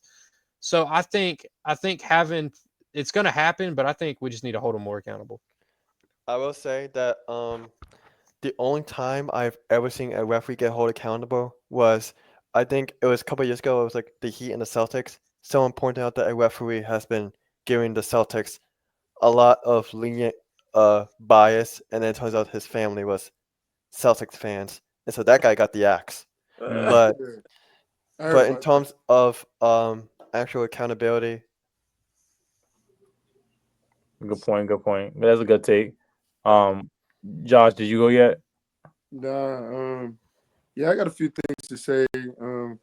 Van Vliet, man, that dude cursed him out crazy. Like he said, "Fuck you, fuck you." He said, "You a bitch." What did Kelly Oubre say last year? Yeah, he said, Kelly Oubre said some shit like, "Fuck you, your mom's a bitch, your dad's a bitch, your uncle's a bitch." Kelly Oubre went off last year on the refs. Yep. But to bring things into context, though, everybody has some good points. But the ref, it's a hard job, man. It is a hard job being a ref in any sport. Let's be clear. It's a hard job being a ref in any sport. I know for myself, playing basketball, like in organized games, there's been some calls where I felt like the refs. Look, here's the thing about me. Okay, for the viewers out there, when I play organized basketball, right, with refs, whether it's like AAU, whatever, rec league, high school, whatever. I like when I'm going to the lane, you feel me? And I feel like I sold the call. Sometimes, we could try to sell the call, like, oh, ref, call that. Like I make noises when I go up. You know what I'm saying? Trying to get the ref, trying to make the ref to make a call. You understand what I'm saying? Yeah, that's real. The thing is, refs, which is right. Some refs, they're more lenient towards more superstars like LeBron. LeBron gets more whistles than other players. Let me tell you who doesn't get the whistle a lot. Jason Tatum. Tatum gets 0 calls. No one likes him, 0 calls. No one likes him. Even the refs don't like him. Yeah. It's crazy. Tatum gets 0 calls, bro. If you watch the Boston Celtics games, it's like the refs don't want to blow the whistle for him at all. It's actually ridiculous. But sometimes, bro, you can't help it, man. When you miss a call that's right in front of you, I hate that. You can see last year when LeBron got fouled against the Celtics, and they didn't make that call. Bro, it was a blatant foul, man. They replayed it and everything. So LeBron got every right to get upset, man. They got to do their jobs. And I hate the last 2-minute reports that they put out after the games. I hate it. Why did you make that call during the game? We missed the call. Our fault, guys, man. We'll do better next time. That's on us.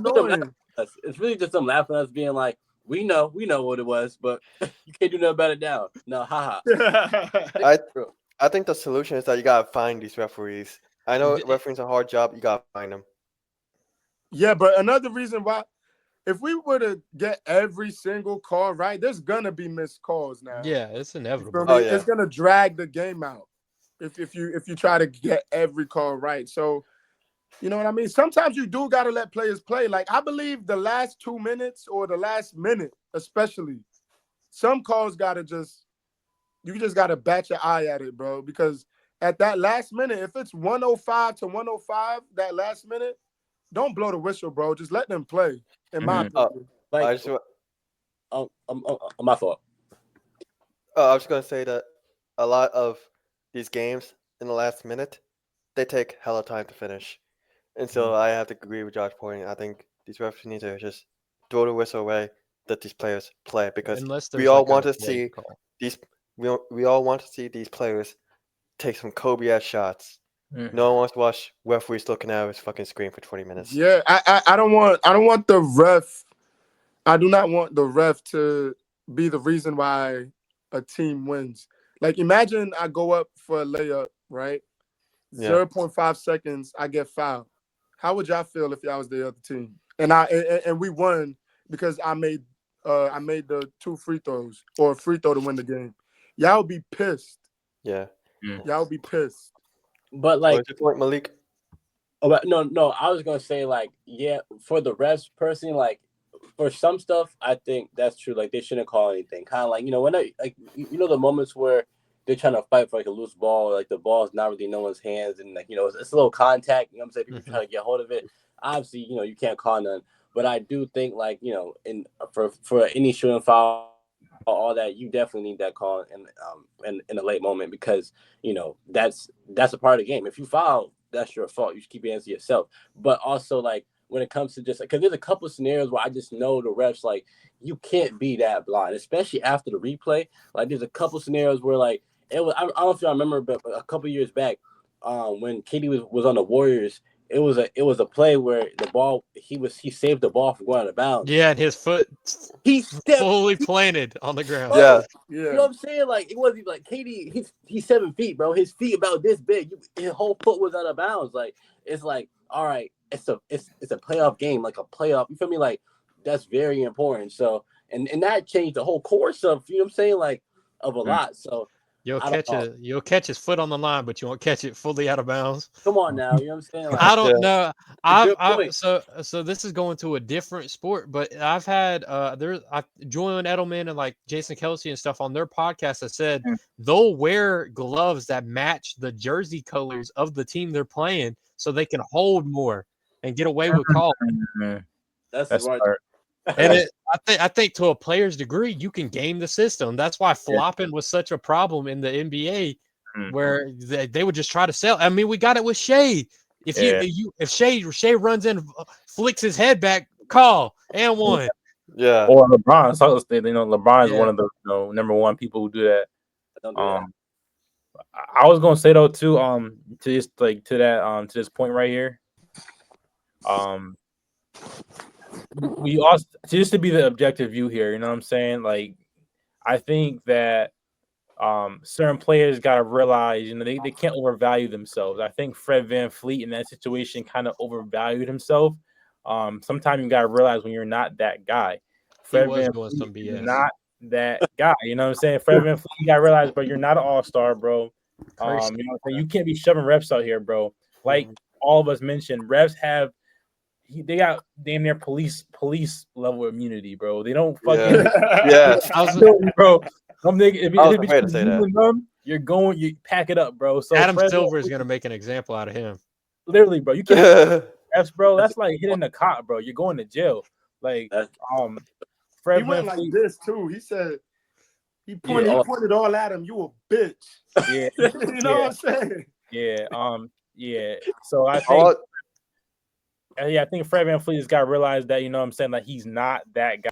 And I wouldn't recommend it, Fred VanVleet. If you listen to this podcast, bro, I would just quit while you were ahead because Adam Silver will have you fucking playing basketball with Pat Bev, bro.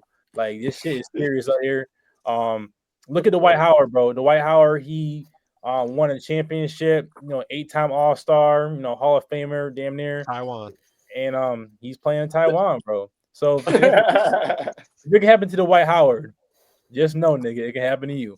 So I wouldn't recommend it, my boy. I would not recommend that at all. Thank God these referees do not have social media accounts. Yeah, bro. That we know of. Yeah, thank God. Except for Richard Jefferson. Burners. Hey, I was about to say they're burners. Hey, Katie, a bitch. I've seen that a couple times. Yeah. Shout one of them Colangelos. No, real.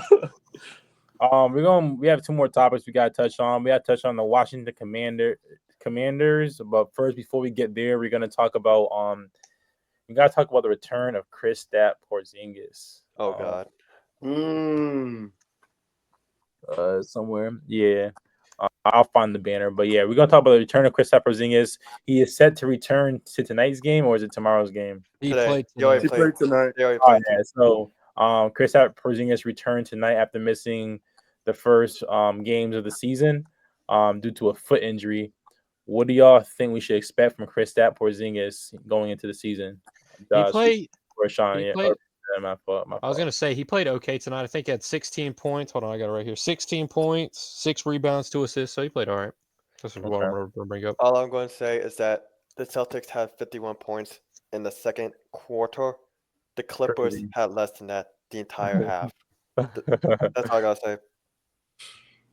The thing with the The Celtics were already They don't need them. Or they were already 14-3 before they won tonight, which made them 15-3 without Porzingis. So just adding Porzingis, man. I mean, yeah.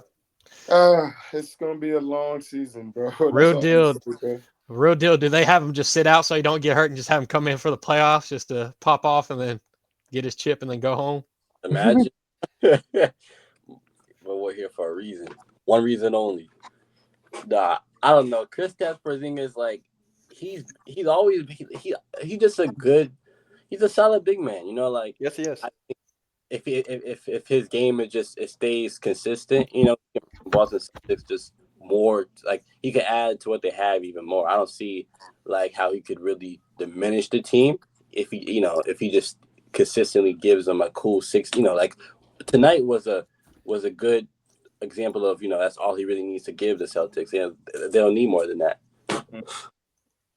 Yeah, but he could pop off for 30. Porzingis can average. He averages like what? 20. I mean, we don't know what he averages. Yeah, just look at what he did. He's averaging 16 right now. Yeah, we don't know what he averages. No. I'm talking about his career stats. Just look at what he did with the Wizards, because I know his career fluctuates. Bro, did y'all know that this nigga hasn't played a full Kristaps Porzingis has not played a full season since his like rookie year, bro? That's like, the problem. Really? Yeah, he hasn't played 72 games his rookie year. Yeah, 2015, 2016 was the last time this man played a full season. So when you talk about what can we expect from him, I think we can expect the same thing that always happens, you know. Injuries, yeah, bro. This dude, he don't play a full season. So it's like I feel like the Boston Celtics, they should just have him on what they call load management and barely play him until the playoffs. Save him for the playoffs. The Celtics will be fine in the playoffs. And I think they should do what they did last year and just like utilize him for a few games to get the W. That's what Logan's supposed to be, Kawhi. I don't know how Kawhi's still out, but Porzingis has come back already. Bro, or Mark Williams. Let me ask y'all, bro. Do y'all think this is a topic too? But do y'all think so? Apparently, Kawhi Leonard is not. He's at a point where he's missed so many games. He's not eligible for any awards this season. Do y'all think Kawhi Leonard should just retire at this point? Nah, I need him to come back. He's on my fantasy team. Fuck that. He better get out there and suit up. Kawhi, man, I don't know, bro. He's got grandma knees, bro. I think something's like mechanically wrong with his knees to the point where I don't think there's any fixing his knees, bro. I think they're permanently damaged. But your knees, though, like, you know how important it is in basketball to have in life. In life, word. Bro, and walking and breathing every day, like you need them knees, bro. And I think at this point, like he has a chip. He has one chip where it's a good championship, and he has another chip where he led the team. So yeah, I think Kawhi, like besides Peanut's fantasy team, he don't got really no other reason to like continue really playing for real. You know what I'm saying? Like I think he's cooling, like he's chill. I don't know. Kawhi could have been so much greater, bro, if he just whoa. Now everything's hitting me. Oh. The Warriors started this shit. Zaza, shout out Zaza Pachulia. Zaza started this shit. Man. It's Zaza's fault.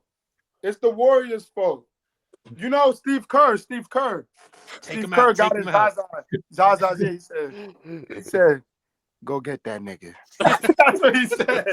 I mean, the Spurs are opening that ass. He said, go get that nigga. Come on, bro. Shit, oh bro. My God. And that's when they made the rule where you got to give the landing space to the players. He got his get back though. He got a chip from us, and he took out two of our niggas, bro. He took out Klay Thompson and KD. They took he took out Klay for good. I'm not gonna lie, Klay never been the same. Klay Thompson doo-doo garbage, bro. Nah, he got Russell Westbrook is shooting a better clip from three than Klay Thompson this season. Oh yeah, I saw that stat. That was crazy stat actually. Bro, That's sad. My point is, I'm hurt, bro. I will say is that Kawhi's former trainer has sued the Clippers for mismanaging Kawhi's injury. So after hearing that news, it was right during the offseason. Kawhi might as well retire before he becomes an amputee. No, No. Sean, you actually might make. I know you're probably joking, but you're actually making a good point. Sometimes players gotta know when to just like, all right, bro, this is enough. You know, like, Look how many at Doc. surgeries do you need? You know, on your knee? he almost played in the Olympics, bro. Yeah. Tyler was like, come on, my nigga. Tyler him would have come on, Sit my your nigga. ass down. Yeah, sit your ass down, bro. Why? My point is that Doug Nowinski, I believe, has said that he wish he would retire earlier because he would have been able to like do more with like outside of his outside basketball. Yeah. That goes for any sport. Yeah. But he played 21 seasons. Damn. And he's been pretty healthy majority of his career. So yeah, exactly. So that's a good point too, because like you look at Dirk Nowitzki. I mean, he was pretty consistent. Like he was like, he had injuries, but I think he's way more consistent than Kawhi Leonard, bro. Yeah. Dirk He also is a taller guy. It's a little bit. You got to remember these guys are 7 feet tall. The human body is only capable of taking so much and so much. That's true. Like a lot of the like 7-foot players, like they like it's a lot of more health risk for them for sure, and that's why Wemby is such an anomaly because at his height. For now, crazy. All right, guys, we're gonna move to the last topic, and we're gonna get to the game segment, bro. Last time we just got to go over because this was not that one. We gotta talk about the Washington Commanders missing the game-winning field goal. The kicker Austin, I don't know how to say his last name. He folds in clutch time against the Cowboys and misses a game-winning field goal. Sean, you go first. I got a couple of things after Sean. Yeah, I'm gonna do a demonstration real quick. You see, this chair, that is the field goal post. Yeah. Oh, fucking shit. The kick was right here. It was right here. This is the goal. You could just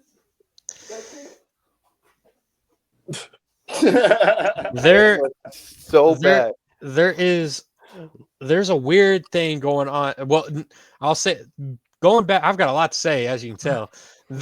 Going back to the referees and like the quarterbacks, the kicker is one of the most important positions in football. As a Falcons fan, we lost a game earlier because our kicker missed 3 field goals. That's crazy, actually. This dude last year was like 20 for 20 from 50 yards out. No, not him. And let's go to the elephant in the room. Justin Tucker, the yep. NFL's most accurate kicker of all time. Is having a slump this season. He's doing he dropped to 89%, I think, for his field goal percentage. And this isn't like the NBA, like 3-point percentage. You need to hit all the field goals you can because those points decide if you win the game or not. Yep. I don't know. It's just like weird. There's been a lot of missed kicks. There's been a lot of blocked kicks. Yeah, I saw that. Even last game was like 2 block kicks or 3 block kicks on the Cowboys. I can't remember. I know the Bears had a kick blocked against, or the Broncos had a kick blocked that would have won them a game against the Chiefs. Green Bay. Green Bay. I mean, it's football. I mean, block kicks are a little different than just missing the kick. But I mean, the spotlight is on the kicker. If they're having an off night, that you might lose your job off of one bad game. Wait, let me ask you a question, Peanut. Is that common though? Like, because I don't watch football as much as you, but like, is it common for all these block field goals? Because I don't remember seeing that many. Like, I didn't see that much. It's been. I'd say there's been an increase this year, but the kickers have been changing their mechanics and been changing the way they kick the ball. Yeah. All a dude has to do to block a kick, and a couple of kicks have been blocked this year this way, is put their hands up. Yeah, like volleyball, they'll just jump up and put their hands up, and they'll tip it. If it tips their fingertips, that might make it where the ball will miss the field goal post by like 10, 15 feet. Yeah, it's crazy. So I mean, I don't know. It's just been weird this season with kickers. There's been a lot more misses, and if we're being honest, it's been a trend with NFL teams for them to just go for it on 4th down if it's short enough, instead of giving it to the kicker. It's just the NFL. I don't know. The game's changing. It's just the way the game is. No, I just think it's because there's so many missed field goals, bro.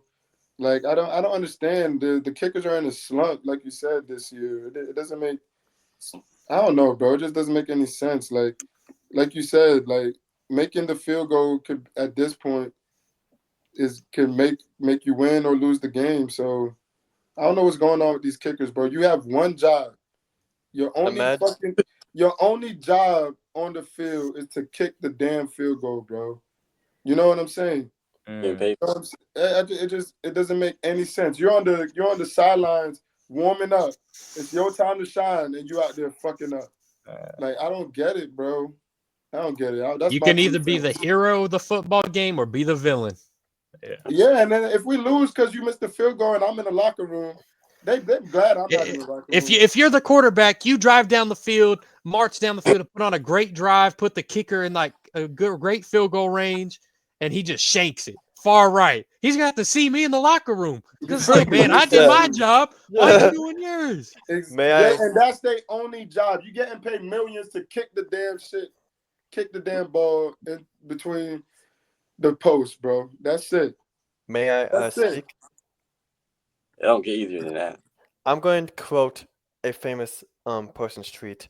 I'll never understand how college and NFL football teams allow kickers that just miss kicks.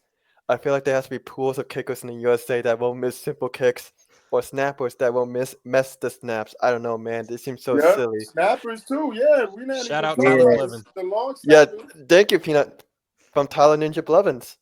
Right, I'll to give the kicker some slack. There is a lot of things that go into making that kick. The wind, the snap could be off by a little bit. You're running the spin of the ball, the run up. There's a lot of mechanics, but at the end of the day, every other position has stuff that goes into making their job difficult too. Because you can't do I don't know. It's ridiculous, man. Like the surprising thing about the game winning kick that he missed was I checked the wind that day too, and the wind wasn't bro. It was like regular wind, pretty nice weather, no snow, so there wasn't a lot of excuses.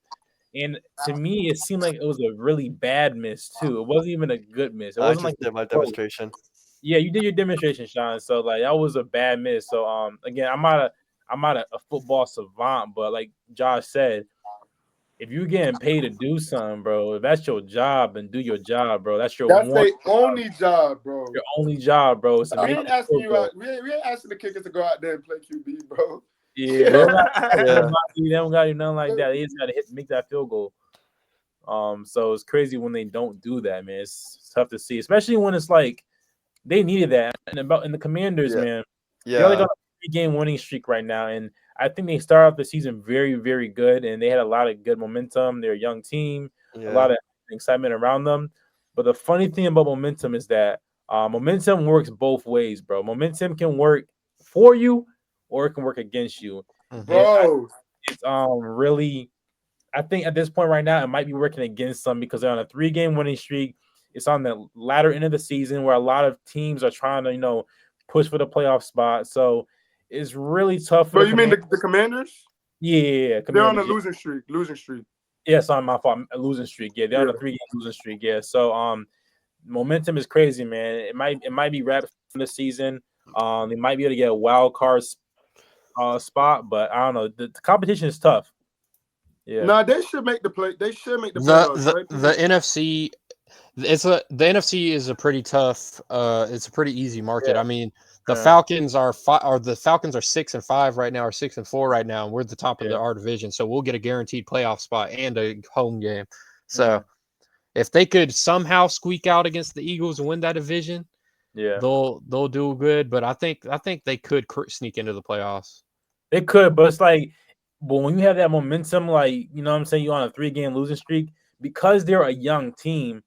I don't know if they have, that presence to kind of like, snap them back and get them back. I need to see with football, having a bye week will help if you're on a losing streak. I don't know if they've had the bye week yet. Yeah. Yo, what you said about momentum is so true, bro. I like I said, I always say I play basketball in real life, but even when I play with my friends like Peanut and Sean, they know in 2K. I preach this on 2K, bro. Because I'm not gonna lie, we kind of some tryhards when it comes to 2K, just a little bit more than others. But I preach this on 2K. I'd be like, bro, we could be losing or we could be making a comeback, right? Let's say we're down 10 and we go on a run and we push it, we cut the lead down to 3, right? And then we get that stop, and then we go down the court, and let's just say I turn over the ball and the other team goes down to shoot a 3. Our momentum just broke. And we could lose the game just because of that one play, bro. And you know it's bad. I mean, I can compare it to other games like playing MLB or something. You're grooving, hitting the ball, and then you get out to pitch. You throw your first pitch, boom, out the park. The dude hits it out the park. You can just feel the air leave the stadium. You just got to hit one of these, like. Momentum is big when it comes to sports, bro. That shit is real. It's real, bro. Yes. All right, guys, we're gonna move to the last segment of the show. We're gonna hand it over to Peanut. He's gonna take us to the game segment. Let's get it. All right. So today's game, I've got. It's pretty. I don't really have anybody shout out. I think I more or less came up with this one on my own. But shout out to all those basketball podcasts. Maybe influenced me a little bit. So I'm gonna give y'all a stat line, and I'm gonna have y'all try to guess the player that had that stat line. Okay. Some of these are gonna be hard. Some of these are gonna. It's not multiple choice. Damn. Oh my goodness! Because I don't know. It'd be hard to put together. At least give us the team. All right. All conference at least. All right. So the first one I have is this amazing stat line, absolute splendid. 1 point, 1 rebound, 1 assist, 1 steal, and a plus/minus of -1. What? That's a lot of players, bro. That's a lot of players. I actually think I know who this is. Oh God. I don't know what this is. Oh my goodness. This Bronny? Oh my goodness. Is it Bronny? Chill, bro. Wait. Oh my God. Tony Snell. No, Tony Snell had 0-0-0, and he is not. I didn't pick him because I feel like that's too easy. Wait. What era is this? What era is this? I think it's the 2010s. Hold on, I'm pulling up. Yeah, bro. There's a lot of trash niggas in 2010. Yeah. I'm about to say fuck it. Ronnie Magruder. You just gotta name every bum. Give us the team. Give us the team. Yeah.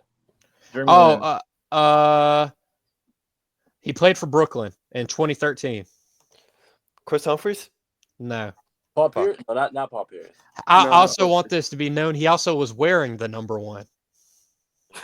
It's my issue. I don't pay Darren attention, Williams, bro. He his first name. His first name is 2 letters.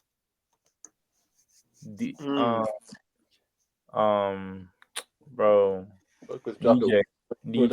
It's close to DJ. TJ. Not TJ. MJ. Not MJ. Yeah. CJ. CJ McCollum. Nope. No. McCollum ain't played for the Nets. Bro, It's not TJ Miles, right? This is an obscure guy. It's an obscure guy. I know who you're talking about. I was gonna say last name starts with a W. CJ Watson. Yes. Yes. See, bro, why do you know who that is, Sean? I have no clue, bro. I had no clue who this Brad was before this. Bro, I would never pay attention to this nigga, bro. If you're not nice, I'm not paying attention to you. All right, the next one, I'll give Sean the point. I'm gonna keep track. The next one is 4 points, 12 rebounds, 10 assists, 10 steals. Draymond Green. It is Draymond. Bro, yo, Sean, why do you know this, bro? What? Like this next one's gonna be easy. His only stat: 28 rebounds. Andre Drummond. Ben Wallace. Dennis Rodman. He had a 3-game stretch of 20+ boards. Come on now. Okay, Malik. All right, the next one. This guy had 17 points, all free throws. Didn't take a shot. Joel Embiid. Nope. Ben Simmons? I think this is 2000s. I gotta double check when he did this. What team? I think he played for the Clippers when he did this. Oh, man. 2000 and Clippers. Baron Davis. Lee Griffin. Okay. Wait, is it not DeAndre? What's it called? DeAndre Jordan. DeAndre Jordan sucked. Look, 2000s. Yeah. okay. 2000s for the What's his Clippers. position? Baron. Shooting guard, small forward. Nah, I don't know. No Clippers in the. Okay. 2000s, yeah. Yeah, no Clippers in 2000. Who was even on it in the Clippers? Jerry Stackhouse. Chris Kaman. When was the Clippers? Oh, Chris Kaman, the white No, guy. that's not the guy, but that was who was on the Clippers in the 2000s. So the guy, his first name is Corey. Corey Maggette. Corey Maggette. Thank you, Sean. Yo, Bro, y'all, I'm gonna be honest. I was expecting that. I know him. I know Corey Maggette. Nah, I know Corey Maggette. All right, I the know next Corey one. Maggette. The next one is 37 points, and that's his only stat. Is he dropped 37 points. Carmelo. I think he played for the same team as Carmelo when he did this. Jeremy Not Lin. not during the same period. It's not during the same period, but it was the same team. Lou Williams. So a Knicks What team? player. There's a lot of Knicks players, bro. Oh, is it Jamal He Crawford? did it. He did it December 2nd, 2000. Oh, no, that's not Jamal Raymond Crawford. Felton. Nope. 2000? This guy had a burner on him. John Starks. Forgot J.R. about Nope. Smith. Allen Houston? No. His last name is a city. Yes, Allen Houston. Wait, what? There, I'm not gonna lie, Sean's cooking y'all. This next one's easy too. The next one is the stat line is 20 points, 20 rebounds, 20 assists. Russell Westbrook. Yeah, that's Westbrook. Yes, Russell Westbrook. Yeah. Russell, man. All right, Yeah. this next one is obscure, and I'll give you a bonus point if you can guess how he got this stat. This player had 7 fouls. Oh, What? Draymond I know Green. how they. Oh, I know probably how he got it. It was because they didn't have enough players available. Nope. Okay. Nah, they don't have enough players available. They just got. But I actually know this one, actually. I'm not surprised. You know everything else. I might know. 7 fouls, bro. Brown, y'all not gonna get the player. The What? player is Cal Boulder. No Yeah. shot. So but I'll give y'all a point if you can guess how he got the 7th foul. Wait, Pete. He fouled. He had 6 fouls, and then he fouled again and got 7. No, Before- they didn't. before- A technical before- foul. No one knew. Uh-uh. No one knew. They just let him play. Yes, more or less, yeah. They didn't record the 6th foul, and then he fouled again, and then he fouled out. Damn. And he's the only player to do it since they've been keeping track of it. What a crazy So- stat, bro. All right, this next one, he has. If you can tell me how he did this, because I don't think you're going to get the player either. If you can tell me how he did this, I'll give you the point. He played 0 minutes, but he had a turnover, and that's his only stat. He got in the game and turned the ball over, and they took him out. Okay. He wasn't in the game because to be in the game, he would have recorded a minute. Okay. So he was on the court. Wow. Wasn't it Joel Embiid? No. it wasn't. Wait. PJ Tucker. Wait, this was No. a while ago, though, right? Or am I tripping? Yeah, this is a minute ago. A on. minute on. ago? Hold on. Nope. Let me. I know it. I'm not even gonna act like I do know it. I don't know Yeah, this I don't one. know what either, so. Too much brain power for this late. I'm like, damn, bro. Let's go. Yeah, let's go eat at me. Fuck. Hey, yo. Hey, yo.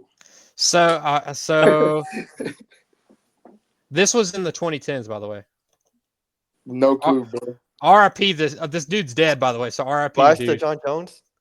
Rasul Butler, he was checked in to inbound the ball. He got a 5-second violation, and then he was immediately subbed out. That's cold, bro. What? No. That's cold, bro. Imagine that you're being your only stat, yo.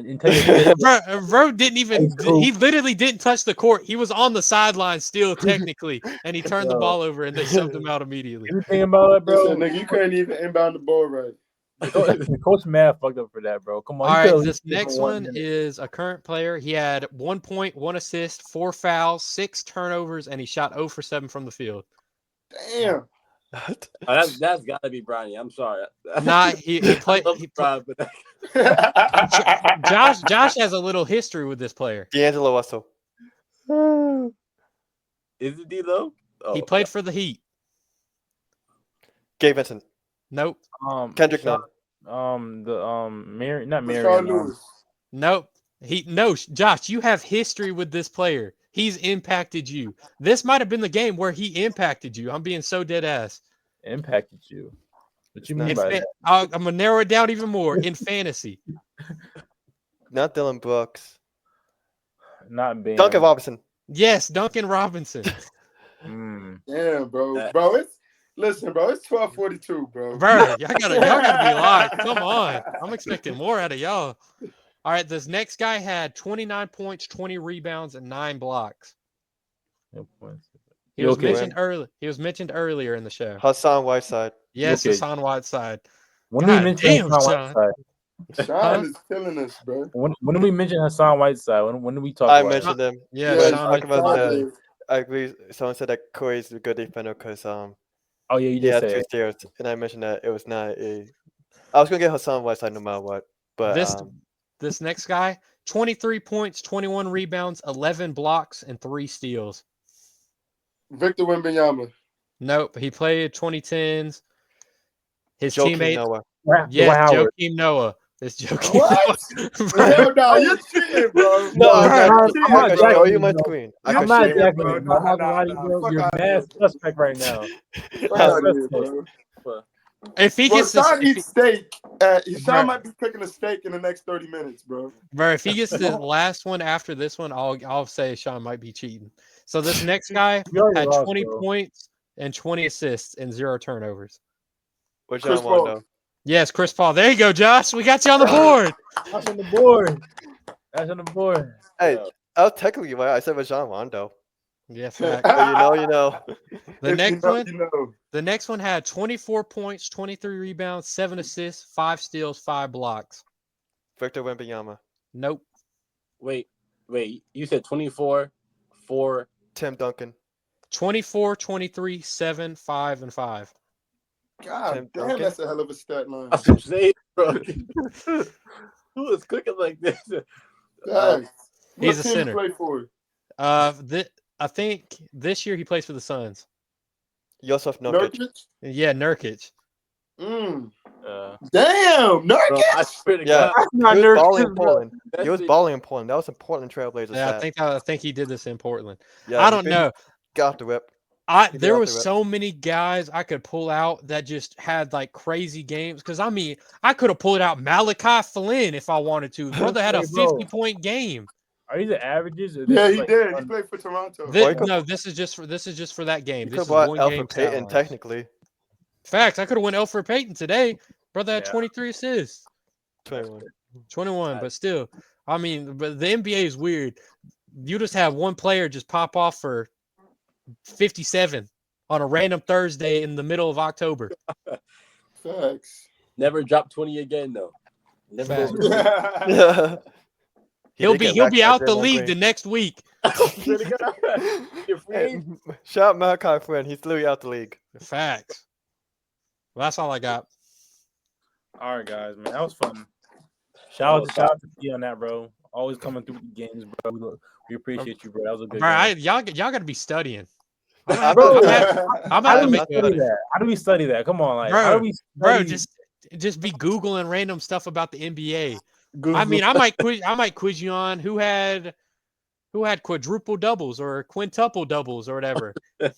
That's more reasonable because there's a lot of players in the NBA, and I'm supposed to know who had a specific stat on a specific night. But niggas be busy, bro. I don't check on these stat lines. I just be knowing the shit. Like I knew the Joakim Noah one because I knew. But yeah, Sean, how do you know that, bro? Realistically, how do you know that? Like for real? I only remember because I remember. I think might have been one of Miami Heat commentators or Instagram posts. I just knew that Joakim Noah had trouble with double blocks, so I was like, let me shoot that up my ass. Oh, I was about to say, y'all just scrolling through Instagram, something, see a Sports Center post about a player getting a quadruple double. That might be a quiz topic. No. Yeah, I was about to say, you might as well pull up an Alvin Robertson fucking stat line, but yeah, a quintuple double. Facts. All right, guys, this is all the time we got for the night, bro. We went extra long for y'all tonight. Hope y'all appreciate it. If y'all do appreciate it, do us a favor and like, comment, and subscribe to the channel. We appreciate it. And stay tuned. Shout out Malik, man. Yeah, shout out Malik, bro. Yeah, shout out Malik for coming on, holding it down for us. Yeah. Very first special guest, man. Hell yeah, man. Thanks for having me. Love to be the first one. I like a short Malik. Appreciate it, bro. Fleetwood Mac. Come on now. Hell yeah. 5, 6. Yo, salute us out, man. Salute us out. Darvin Ham, salute. Sir.